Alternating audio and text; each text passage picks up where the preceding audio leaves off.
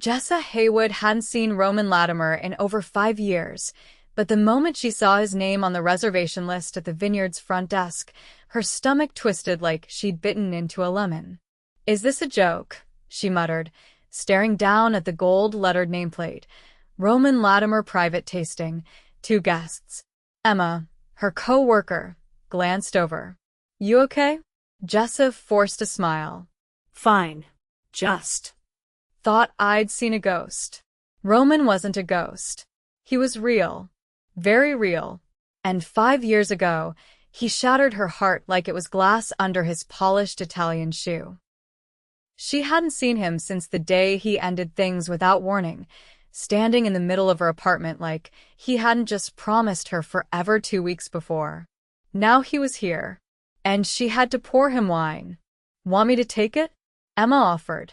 Jessa shook her head. no. "If he thinks I'm going to hide, he's wrong."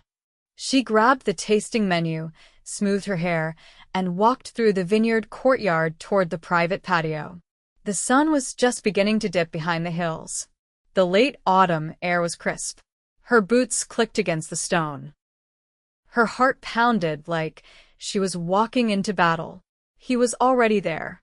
Roman Lattimer, in a black coat, hands in his pockets, back turned to her.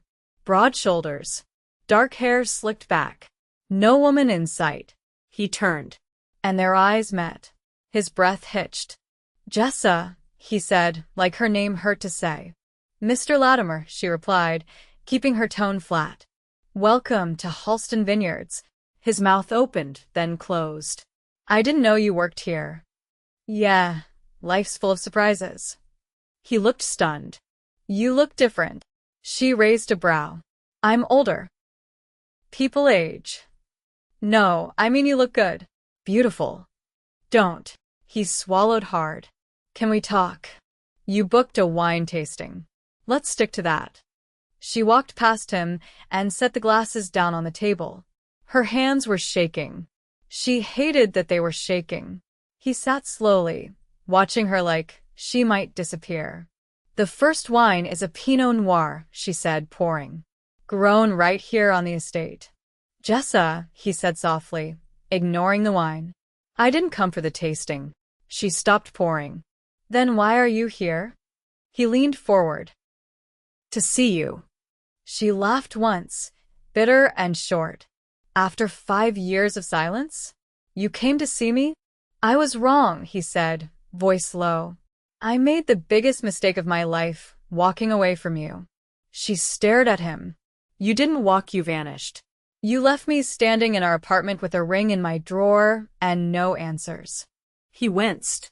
"I know." Her voice cracked. "You don't know anything." "I do," he said. "I know I hurt you. I know I destroyed everything we had.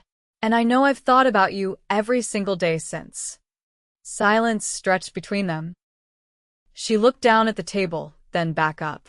"Why now?" He hesitated. "Because I couldn't keep running." "You weren't running, Roman. You were hiding." He didn't deny it. "I got scared," he said, "of how much I needed you, of the life we were building. After everything with my dad, the business. I thought I had to choose. And you didn't choose me." "I chose control," he admitted. "And I lost the only thing that ever made me feel human." Her eyes filled with tears. She blinked them away. "I don't know what you want from me," she said. "Forgiveness? Closure?" He stood. "I want you." She shook her head. "You don't get to say that. I'm not here as a millionaire or a CEO or whatever people think I am now." His voice cracked. "I'm here as a man who still loves you." Her heart clenched. Roman Lattimer, the man who'd made his first million before 30, who'd built Lattimer Tech into one of the top firms in the country, who lived in a Manhattan penthouse and had his face in Fortune magazine. And yet, he looked like a lost boy in that moment. Jessa backed away. "I can't do this." He reached into his coat and pulled out a small velvet box. Her breath caught. "No," she whispered. "I carried this for 5 years," he said. "I couldn't bring myself to throw it away." He opened it. The ring was still there. Simple. Elegant. Just like her. She looked away. Roman, stop. I'm not asking you to say yes, he said. I'm asking for a chance to show you I'm not the man who left you. She covered her face with her hands. I don't know if I can trust you again, she said, voice trembling. I'll earn it, he said. I swear on everything I have. She looked up. Everything you have is a lot. I'd trade every cent for one more chance with you. She stared at him, searching his face. He looked real. He looked broken. And the worst part? She still loved him. Fine, she said quietly. One dinner. That's it. Relief hit his face like a wave. Thank you. But this doesn't mean anything. He nodded. Understood. I mean it, Roman. One wrong move, and I'm done. I won't screw it up. She looked at him for a long moment, then walked away. Her heart was thudding. Her hands were cold. Her mind was spinning. But something deep inside her, something she thought had died, was glowing again. Hope. Damn him. Jessa had barely stepped through the back doors of the staff break room when her legs gave out beneath her. She gripped the edge of the counter and leaned against it, the cool marble pressing into her palms as she struggled to breathe evenly. He was really here. Roman Lattimer standing in her vineyard, talking about love like it hadn't been buried under years of silence. She didn't cry. Not because she wasn't close, but because she refused to give him that power again. He could carry a $1,000 coat and a velvet ring box, but he was still the man who'd walked away without looking back. And if he thought she was the same girl he left behind, he was in for a rude awakening. Emma peeked her head in. Hey. Everything okay? Jessa nodded too fast. Yeah. Just needed a second. You sure? You look like you've seen someone crawl out of your past and sit on the patio. Something like that. Emma hesitated, then stepped inside and lowered her voice. He didn't try anything, did he? No. He just exists. Loudly. She blew out a breath. He asked me to dinner. Emma's eyebrows shot up. And you said? One dinner. That's it. Emma gave her a look. You're either incredibly brave or about to walk into a fire. Probably both. That night, Jessa stood in front of her closet, staring at clothes that suddenly looked like they belonged to someone else. She wasn't dressing to impress him. She wasn't. But she also wasn't about to show up looking like she hadn't moved on with her life. Because she had. More or less. She chose a navy blouse with structured shoulders and dark jeans that fit like they were tailored. No heels. She wanted her footing solid. On every level. When he pulled up to the curb in a black SUV, she was already outside. She refused to let him knock on her door. She didn't want him that close to her space. He stepped out, looking like he hadn't aged a day. But the way he looked at her, unsteady, unsure, even reverent, made something shift in her chest. You look strong, he said. She raised an eyebrow. I am. He opened the car door. I made a reservation somewhere quiet. No press, no attention. Just us. The drive was silent, but thick with tension.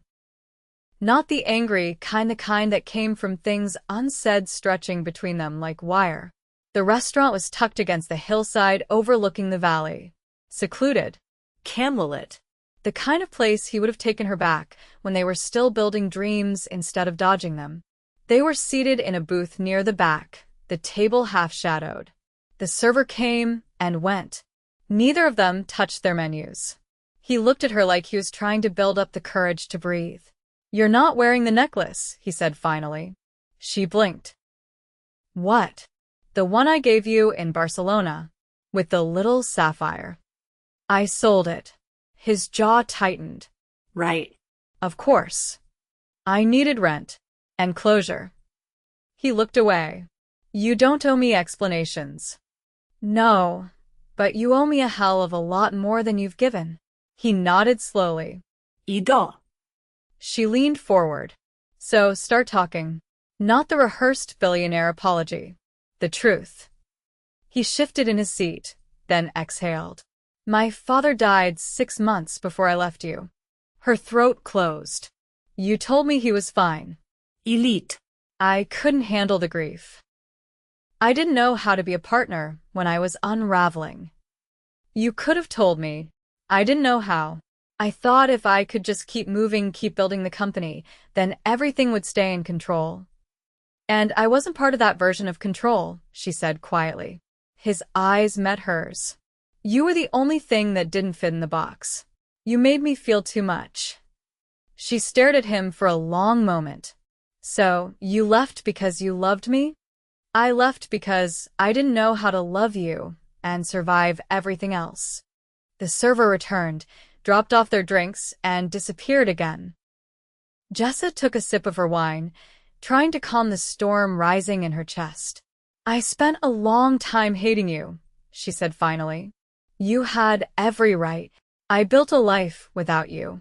I worked 2 jobs, I went back to school, I took care of my sister when she got sick. I didn't have time to fall apart. He leaned forward, his voice low. I didn't come here to take anything from you. I came to ask if there's anything left I can give. Her hands shook as she set her glass down. Why now? Because I sold the company last month. Her head snapped up. You what? I walked away. I signed the papers, handed it over to the board, and moved out of the penthouse. Why? Because I realized I built an empire for the wrong reasons. And none of it meant anything when I didn't have you. She stared at him. You expect me to believe you gave up everything for a second chance? I didn't give it up for you. I gave it up because it was killing me. But if there's a second chance waiting on the other side of that, he paused, then maybe I didn't waste everything. She looked down at her hands. You don't get to just walk back in and rewrite the ending. I know. She swallowed hard. I don't even know who you are anymore. I don't either, he admitted. But I know who I want to be. The food came. Neither of them touched it. After a while, she stood. I think I need to go. He rose with her. I'll drive you. She hesitated. Fine. But no more speeches. They drove in silence again. The night was cold, and the windows fogged slightly from their breath. When he pulled up to her apartment, she didn't move. I'm not inviting you in, she said without looking at him. I know. She turned to him. If you're serious about this about me, then don't rush it. Don't buy your way back into my life. Just show up. Consistently. Without the speeches and the velvet boxes. I can do that. She opened her door, then paused. And if you disappear again, don't bother coming back. He nodded once. I won't. She stepped out, then turned back. I meant what I said. That dinner doesn't mean anything. I know, he said, but it meant everything to me. She shut the door and walked up the steps without looking back.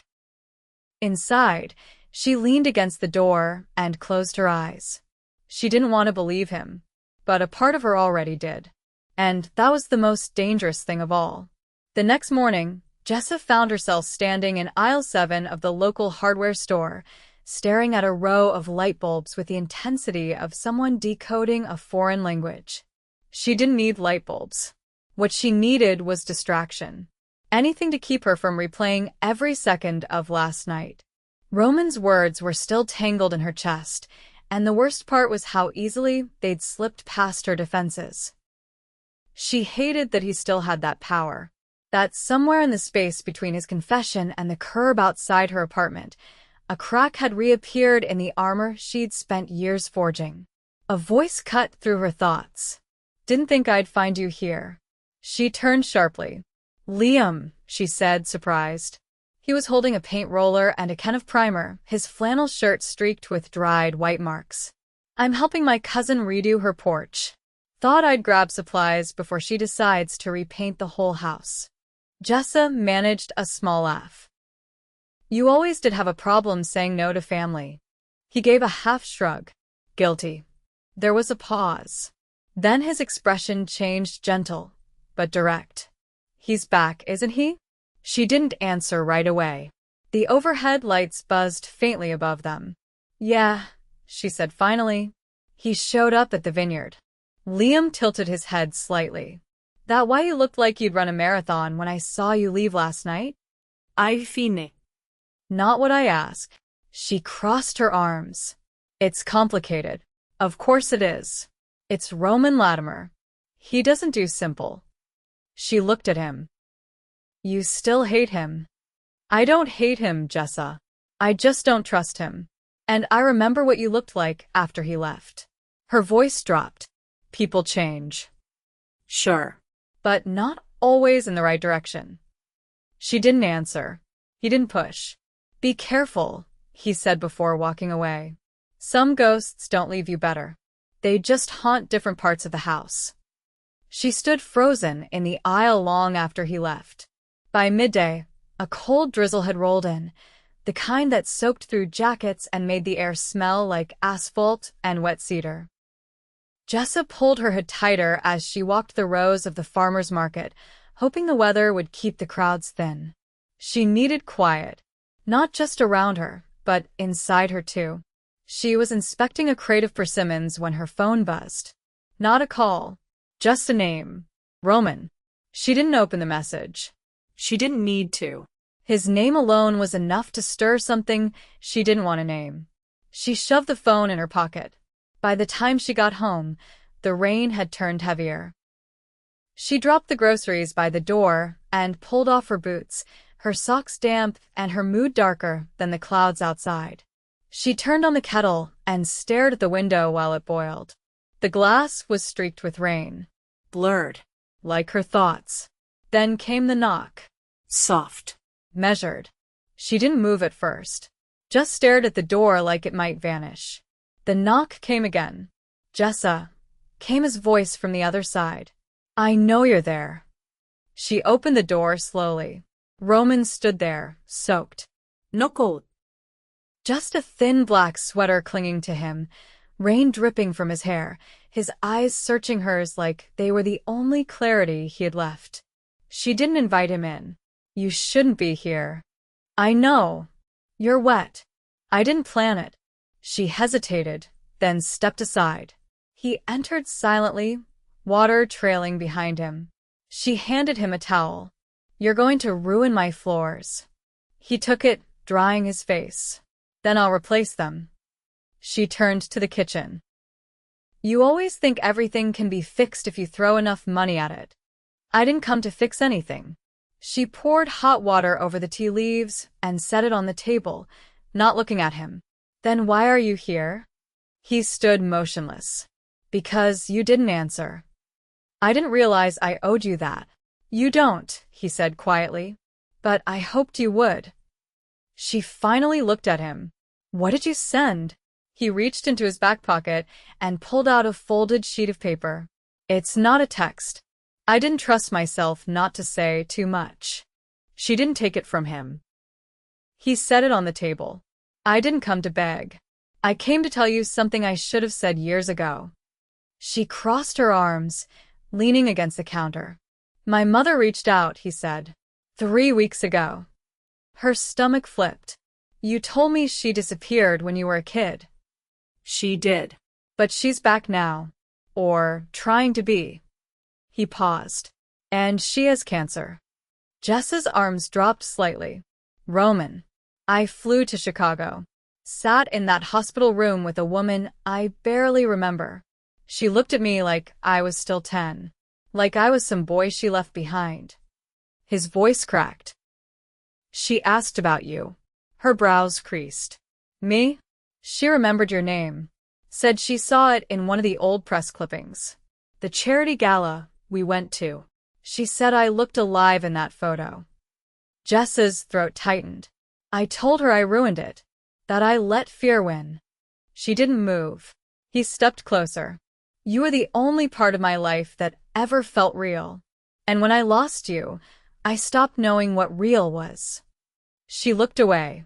You can't rewrite the past. I don't want to rewrite it. I want to own it. And then ask if I can build something better. He reached into his pocket again. She tensed, but it wasn't a ring. It was a key. What is that? To a house. She blinked. Whose? Mine. Or it will be. If you want it. Her voice sharpened. You bought a house? I'm building one. Here. Just outside town. I broke ground last week. She stared at him. Why? Because I'm not leaving again. She stepped back. You don't get to build a house and expect me to fill it. I don't, he said. I expect to fill it myself. With something I've never had. Roots. Stillness. And maybe, if there's room, forgiveness. Silence hung between them, broken only by the rain against the windows. She looked down. You're making it hard to hate you. I'm not asking you to stop hating me. I'm asking you to see me as the man who's finally tired of being empty. She walked to the door and opened it. I need time. He nodded, stepping back into the storm. Take all the time you need, he said. I'll be here, whether you open the door again or not. He left the key on the table, and then he was gone. Jessa stood alone in the quiet, the tea untouched, the key heavy in her hand.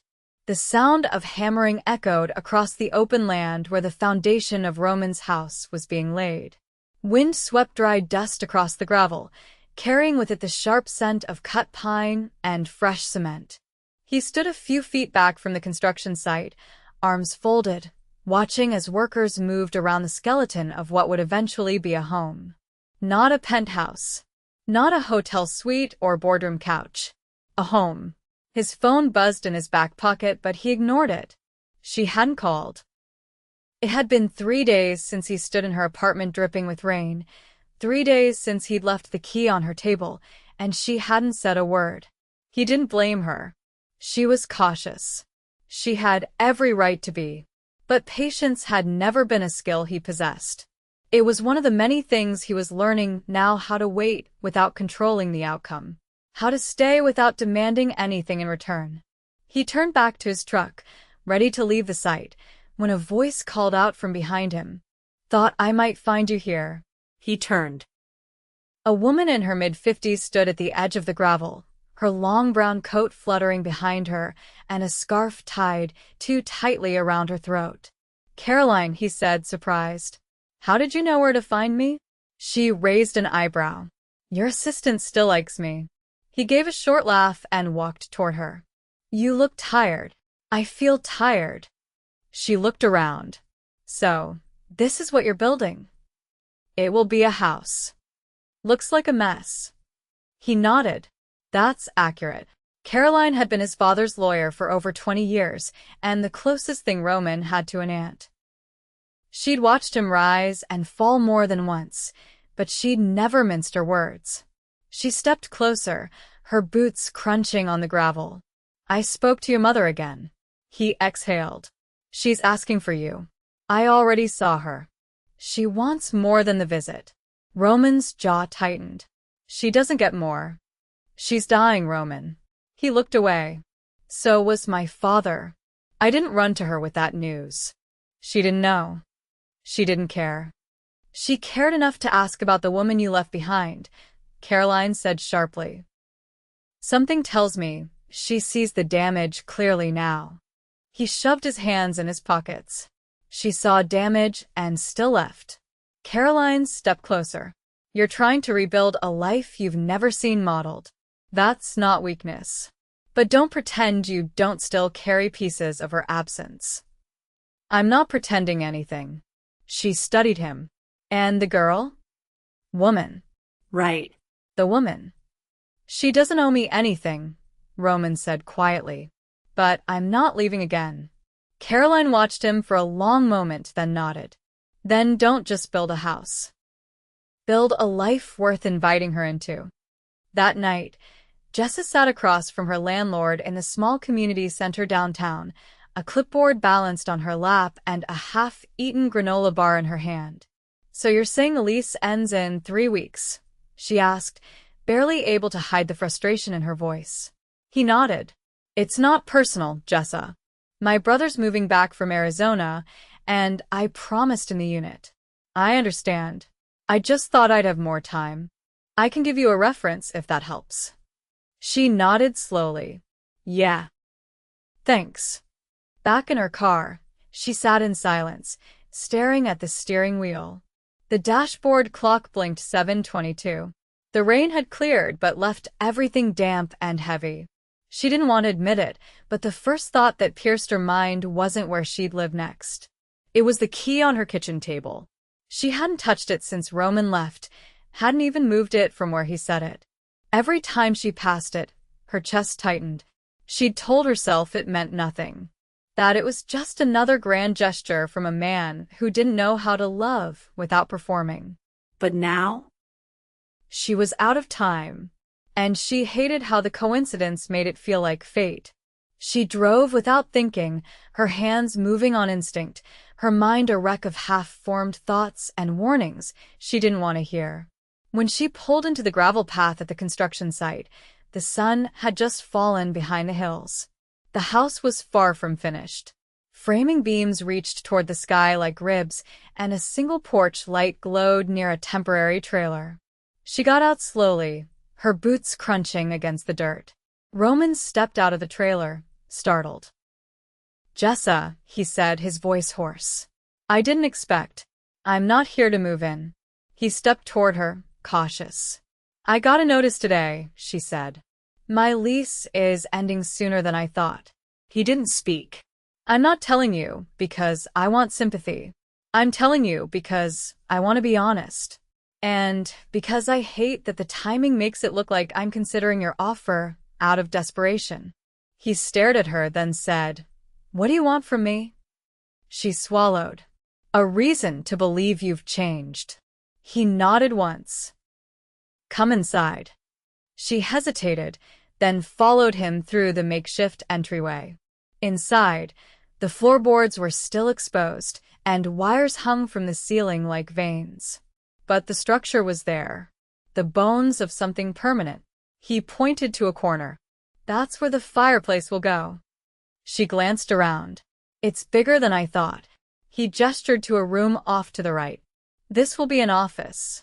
I figured I'd try working from home. She turned to him. And if I said I'm still not ready? I'd keep building, he said. Not because I'm waiting for you to say yes, but because I need to finish something that isn't about control or profit. She stepped closer, her voice quiet. I don't forgive easily. I don't deserve it easily. She looked around again. You really sold everything. He didn't flinch. I'd do it again. She turned toward the door. I'm not giving you an answer tonight. I'm not asking for one. Before she could leave, he added, there's a foundation in Boston. I've been funding it anonymously for the past few years. Domestic violence recovery, housing, education programs. She froze. My mother went through it, he said. When I was a kid, I didn't understand what was happening. I just knew she was scared all the time. When she left, I thought she abandoned me. But she was trying to survive. Jessa turned slowly. Why are you telling me this now? Because I don't want any part of me hidden anymore. She stared at him, something in her chest breaking open. I was never afraid of you, she said. I was afraid of what you refused to feel. He stepped back, giving her space. I feel everything now. She lingered by the door for a moment, then walked out without another word. That night, she sat on her couch, the key still untouched. But for the first time, she reached for it. Not to use it. Not to say yes. Just to feel the weight of what it meant. Not a key to a house. A key to a man who was finally learning how to stay. Jessa stepped off the curb and into the late afternoon haze, her arms full of folders and a half-drunk iced coffee. The vineyard was quiet today, too quiet. The kind of quiet that made you feel like something was holding its breath. She hated that feeling. Hated what it stirred. She'd barely slept the past 2 nights, a rotation of unfinished thoughts and raw memories dragging her under every time her head hit the pillow. What Roman had said about his mother hadn't left her. Not because it softened him, but because it carried something she couldn't ignore, the sound of someone finally breaking open. But she wasn't ready for that. Not yet. She dumped the folders at the front desk and walked through the tasting room without stopping. She needed air, movement, anything to keep her from thinking too long in one place. As she stepped into the courtyard, she startled. A man in a gray button-down stood near the rose trellis, his sleeves rolled to his elbows, a leather messenger bag slung across one shoulder. She tensed. "Don't worry," he said, raising both hands slightly. "I'm not here to cause trouble. I didn't say you were. You didn't have to." She narrowed her eyes. "Do I know you?" He nodded. "Name's Will. I used to work with Roman Lattimer Tech. New product launch division." Her stomach dropped. "Why are you here?" He glanced around. "Because he won't tell you the whole story. And someone needs to." Jessa crossed her arms. "I'm not interested in gossip. This isn't gossip. It's consequence." She didn't move. "You've got 3 minutes." Will nodded, his expression sobering. Roman didn't just walk away from the company. He was forced out. Quietly. Internally. The board gave him a choice: either resign with grace or be exposed for what happened during the Marsden contract. She blinked. What happened? A data breach. A big one. He buried it instead of reporting it. Said he'd handle it quietly. He did paid-out settlements under the table, threatened legal action if anyone spoke. But the board got wind. They didn't want a scandal. So they cut a deal. She felt her pulse rising. "Why are you telling me this?" "Because I saw your face in a photo once." One of the few things he never deleted. He kept it on his desk, even when the rest of the office acted like you were some ghost. Her breath caught. "I think he's trying to be better." "I do. But you deserve to know what kind of man he was before he decided to play honest." She stayed silent. Will adjusted his bag. "I'm not here again. I just thought you deserved the whole picture."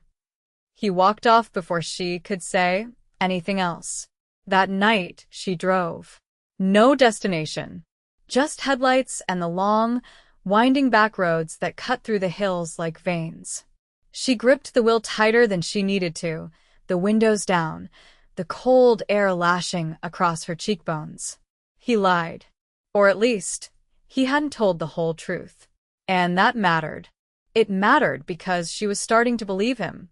Starting to believe he'd changed. And now the ground beneath her felt unstable again. She pulled over near a clearing in the trees and killed the engine. Somewhere in the distance, a dog barked. Lights flickered faintly from a house down the hill, a life that wasn't hers. She sat there for a long time. Then she pulled out her phone. "I know about Marsden," she said when he answered. No gritin. No hesitación. There was silence. Then his voice low. "I wondered when someone would tell you." "That's not an answer." "I didn't lie to you. You didn't tell me either. I was trying to protect what little dignity I had left." "You should have protected the truth." He exhaled. "I made a call. A bad one. I thought I was shielding the company. I thought I was shielding people. But really, I was shielding myself." She closed her eyes. "You said you left on your own." "I did. After they gave me the choice." "You didn't think I deserved to know the full story before you asked for a second chance?" "I didn't want that version of me to touch you again." "You don't get to decide that." He was quiet. Then, "Where are you?" "I'm not coming to see you. I didn't ask you to. I just want to know you're safe." "That's a luxury you don't get anymore." She hung up. The next morning, she was in the vineyard's back greenhouse, kneeling in the soil, her gloves coated with dirt, when her phone rang again. She almost ignored it. But it wasn't Roman. It was Evelyn.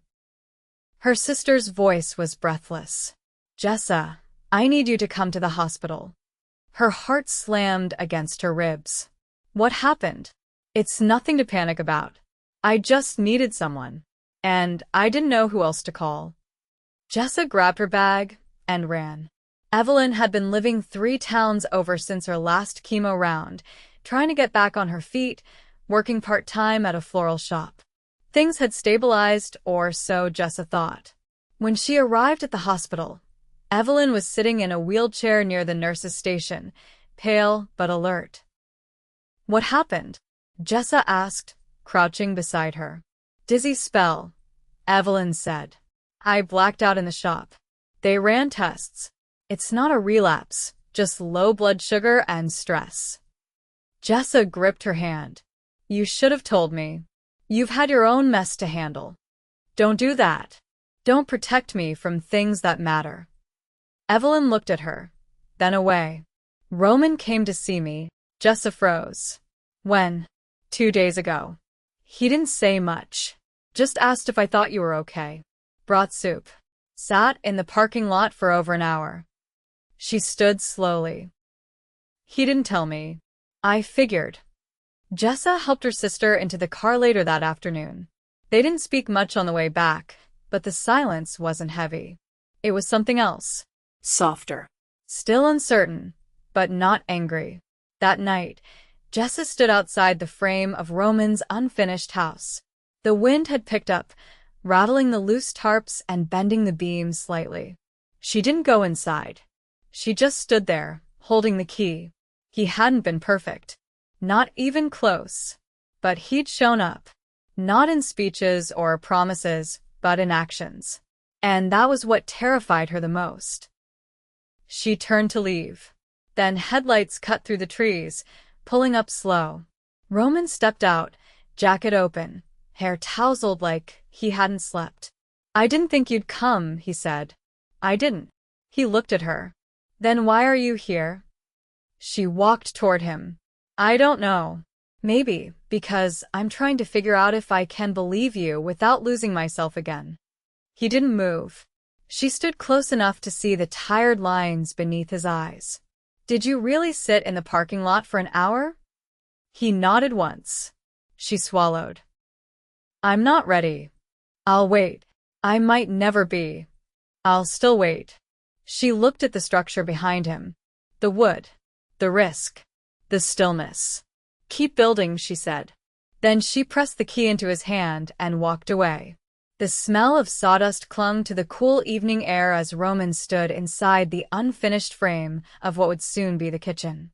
A single bulb swung from a temporary beam, casting long shadows across the plywood floor. The place was silent, save for the creak of timber expanding in the night air. He had been alone on site since before dawn. No contractors, no assistants. Just him. He'd spent the last 10 hours laying subfloor, sorting through deliveries, and marking off where the windows would go. He wasn't building this house for optics or leverage. He was building it to prove to himself that he could make something steady. Something lasting. Something real. But now, with the sun gone and his muscles aching, he felt the weight of the silence press in. He hadn't heard from her in 5 days. He leaned over the kitchen counterframe and stared into the open space where the windows would someday overlook the valley. In the distance, headlights wound down the hillside road. He hoped for a second, but they passed. He sat down on an overturned bucket, pressed his palms together, and let his head fall forward. He hadn't prayed in years. Not really. But tonight, he whispered something close to it. Not for forgiveness. Not even for her. Just for clarity. The next morning, Jessa tied her apron behind her back and poured a line of sparkling rose into a row of flutes. A small bridal group was due for a tasting in less than an hour, and the vineyard manager had asked her to take the lead.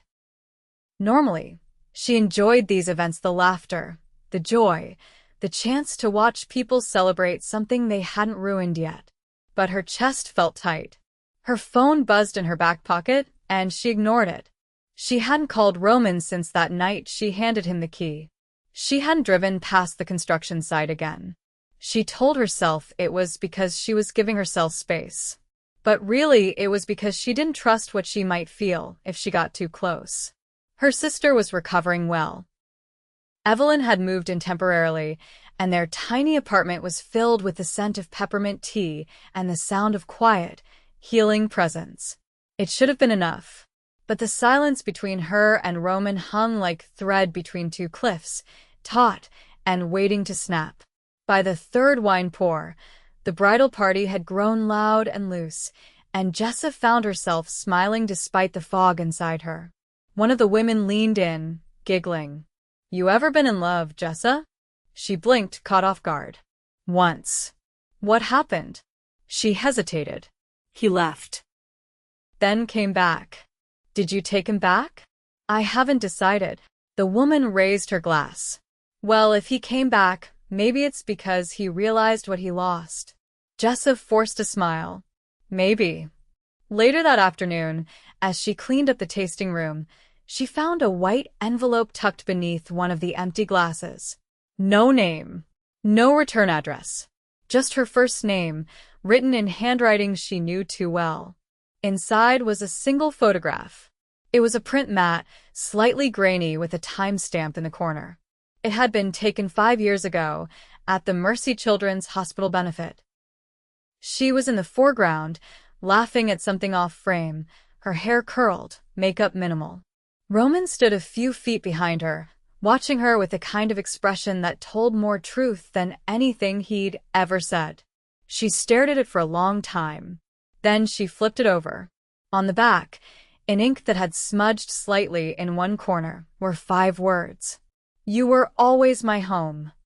She set the photo down slowly, her breath catching in her throat. That night, Evelyn watched her from the couch as Jessa stood barefoot in the kitchen, staring at the photo again. "What are you going to do?" her sister asked gently. "I don't know," Jessa said. Evelyn took a sip of tea. "Yes, you do." Jessa looked up. He lied. He withheld something. That's not the same. And you know it. Jessa leaned against the counter. "And what if he hurts me again?" "Then you'll survive it. You already did once. But what if he doesn't? What if he's the only man who ever really tried to learn how to love you right?" Jessa closed her eyes. "He said I was his home. Then maybe it's time to find out if he's still yours." The next day, she drove to the construction site again. But this time, she didn't stop at the edge. She parked. She got out. She walked past the skeletal porch and into the open frame. He wasn't there.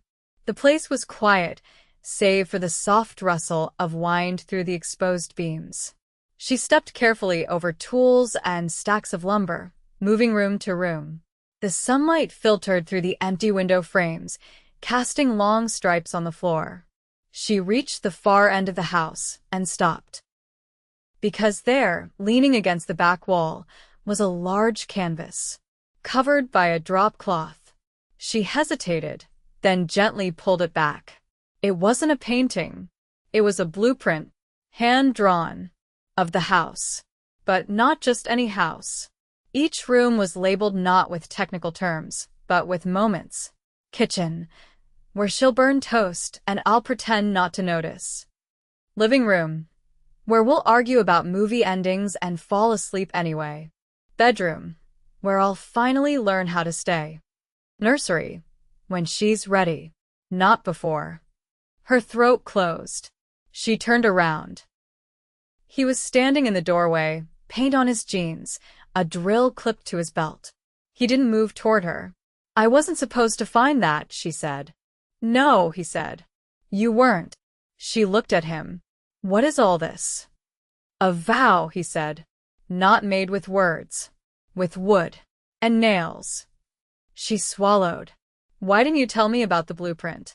"Because I didn't want to manipulate your decision. I wanted you to come here because you felt something, not because I drew a fantasy." She stepped closer. "I don't want fantasies." "Neither do I." Her voice shook. "I'm terrified." "So am I." She looked up at him. "But I don't want to keep living like this. Guarded. Afraid. I never wanted to hurt you, Jessa." "I know," she whispered. "But you did." "I know that too." She stood there, every wall trembling inside her. Then she reached for his hand. He took it like it was something sacred. She stepped into his arms, and for the first time in 5 years, she let herself lean. He didn't kiss her. He just held her. And the house, still unfinished, felt more complete than anything either of them had ever known. Outside, the sun dipped low, casting gold across the raw timber and open sky. Inside, something finally broke free. The silence between them wasn't silence anymore. It was peace. Jessa stood barefoot in the doorway of her old apartment, cardboard boxes stacked around her like towers built from a life she was finally ready to leave behind. The walls were bare now, only faint outlines of where pictures had once hung. She ran her fingers along the grooves in the wood floor, every creak and scratch marked by years of staying for the sake of safety, not because she wanted to. She paused at the kitchen counter, where her sister had left a small note scribbled on a torn napkin. "Leave the fear. Take the courage." Evelyn had moved back to her own place 2 days ago, stronger and steadier, her eyes brighter than they'd been in months. They'd cried when they hugged goodbye, but Jessa knew it wasn't a goodbye in spirit. It was a passing of the torch. They had both survived things that used to own them. Roman's house, she still hadn't called it his, and hers was nearly finished. A home without walls, full of secrets. He'd invited her to move in last week. Not with a plea, not with pressure. Just a quiet, steady invitation to build something together. She hadn't answered, but she was packing now. She walked out into the hallway, flicked off the light, and didn't look back. The gravel crunched under her tires as she pulled into the drive. The air smelled of earth and pine, and the sky above the house was a soft blue-gray, thick with clouds that hadn't yet decided if they wanted to rain. Roman was on the front porch, crouched beside a toolbox, installing the brass handle on the new front door. He stood slowly when he saw her, wiping his hands on his jeans. "I didn't think you'd come today." Jessa leaned against the hood of her car. "I wasn't sure I would." He nodded, but didn't speak. She glanced at the house behind him. The siding was up now. Shutters painted a deep green framed the windows. There was a porch swing nestled into the far corner, swaying slightly in the breeze. "It looks lived in," she said. "It's missing the most important part." She didn't respond right away. Then she stepped forward, standing just beneath the frame of the new doorway. "Your mother?" she asked. "She passed last week," he said quietly. "I didn't want to tell you by phone." Her throat tightened. "I'm sorry." She didn't want a service. Just a letter read at the hospital chapel. What did it say? He looked out toward the vineyard hills in the distance. "She said I spent my whole life running from abandonment, and in the process, I abandoned myself. She said she hoped I'd finally stop." Jessa's voice was barely above a whisper. "Have you?" "I'm trying," he said. "And I want to try with you." She walked past him, stepped through the doorframe, and into the house. The scent of cedar and fresh paint greeted her, but it wasn't overwhelming. The walls were painted soft earth tones now, the kitchen tiles laid, the fireplace framed in warm stone. She turned to him. "I brought my boxes." His eyes met hers. "You sure?" "No," she said, smiling slightly. "But I'm willing." He stepped closer. "That's enough for me." They unpacked together, quietly at first. She arranged her books on the living room shelf while he hung a framed map of the vineyard region above the fireplace. She placed a ceramic dish Evelyn had made on the kitchen counter, without explanation. He didn't ask. He just made space. That evening, they sat on the porch swing, her legs tucked beneath her, his hand resting lightly on her knee. The clouds finally gave way to a soft drizzle, and the air smelled like wet earth and something new. "Do you remember that night at the benefit?" he asked, voice low. "Which one?" "The last one. You wore that black dress with a broken zipper." She laughed. "You spent 10 minutes trying to fix it with a paperclip. It was the first time I thought about marrying you." She looked at him, surprised. "You never told me that." "I didn't know how to say it then." I kept thinking I needed to be more, have more, prove more. And by the time I realized I already had everything I wanted, I'd already lost you. Her voice softened. You didn't lose me. You just stepped away. He turned toward her, reaching into his coat pocket. She froze. This time it wasn't a velvet box. It was a ring. Simple. Gold. No diamond. Nothing flashy. He held it in his palm, then looked up at her. I don't want a performance. I don't need a perfect proposal. I just need to ask you, with nothing between us, nothing hidden, will you marry me? She stared at the ring for a long moment, then met his eyes. I don't need perfect, she said. I just need honest. He nodded once, still holding his breath. Yes, she said. I'll marry you.